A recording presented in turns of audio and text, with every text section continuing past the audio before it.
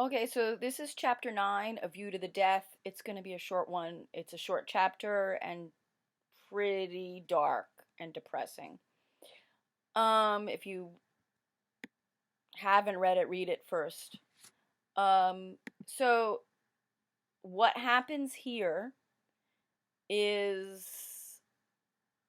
we're back with Simon, and Simon has woken up from his faint and is better, mostly.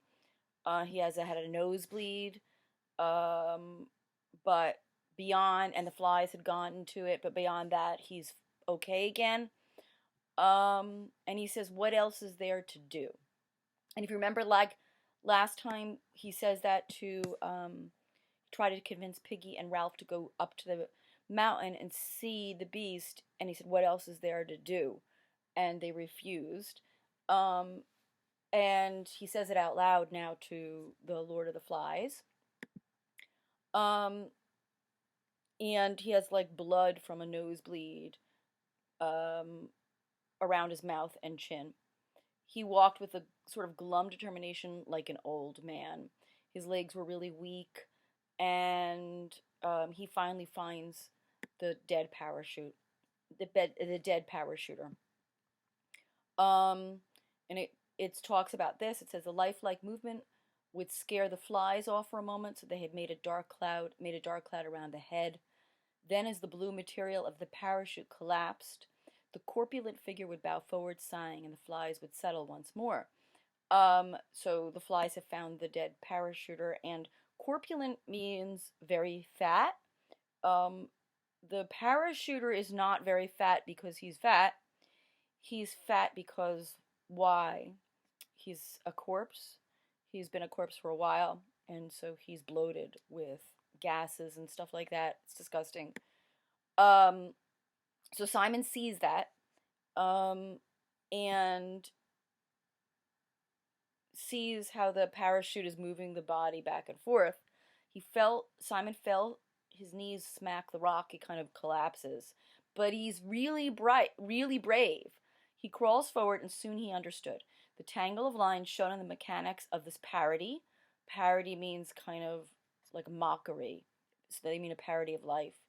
He examined the white nasal bone, the teeth, the colors of corruption. It means decay.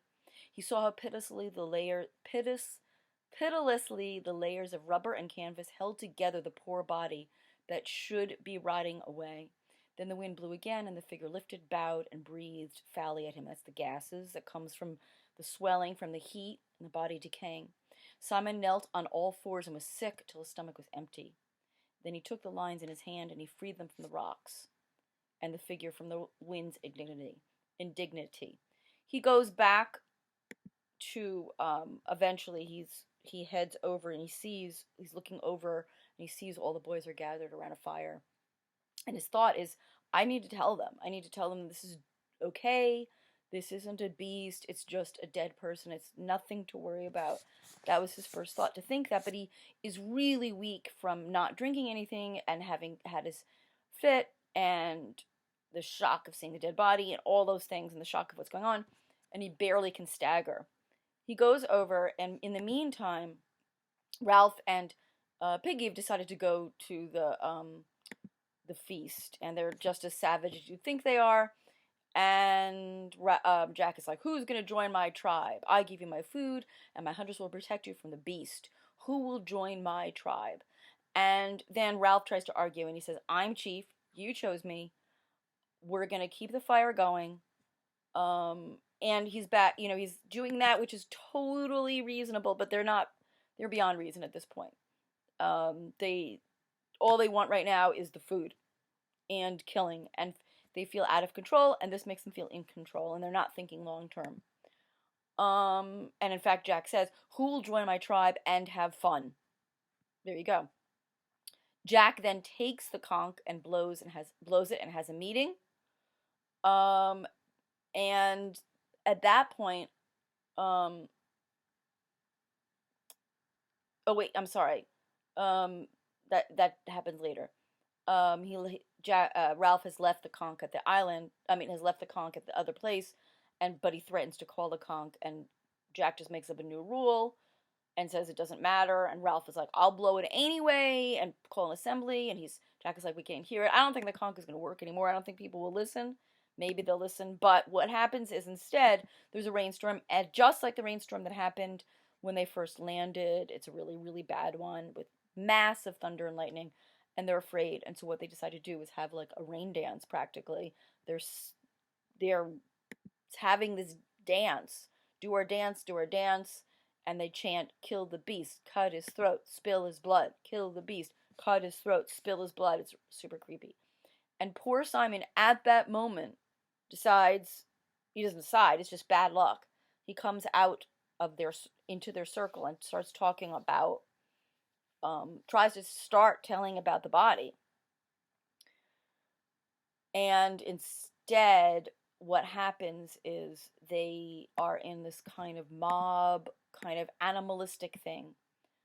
And they surround him and they act like he's the beast.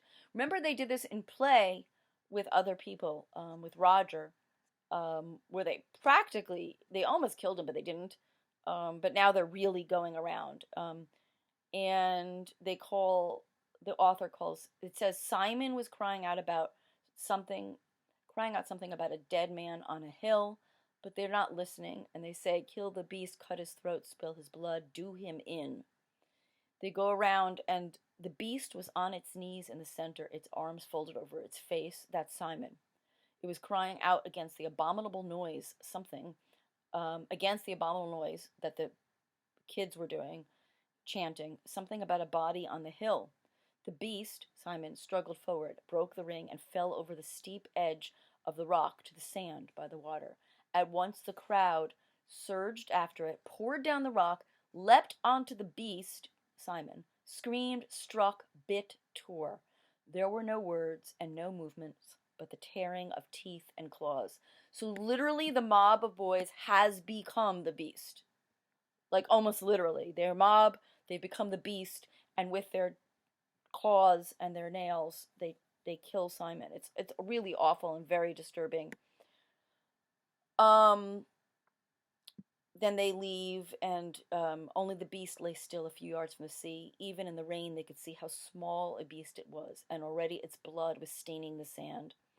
And in the wind, the parachute lifted and moved, and the figure slid, rose to its feet, spun, swayed down through a vastness of wet air, and trod with ungainly feet the tops of the high trees. It's being lifted from with the wind through the parachute, and the body's being carried away. It sank toward the beach, and the boys rushed screaming into the darkness. I guess they thought again it was the beast. The parachute took the figure forward, furrowing the lagoon, and bumped it over the reef and out to the sea. So it's out to the sea. And then the narrative focuses on poor Simon's body. The great wave of the tide moved farther along the island, and the water lifted, softly surrounded by a fringe of inquisitive bright creatures, itself a silver shape beneath the steadfast constellations, meaning fish are beginning to feed on him. Simon's dead body moved out toward the open sea. And that's the chapter. It's a pretty awful chapter and disturbing. And that's it. So we'll go on now to the next chapter.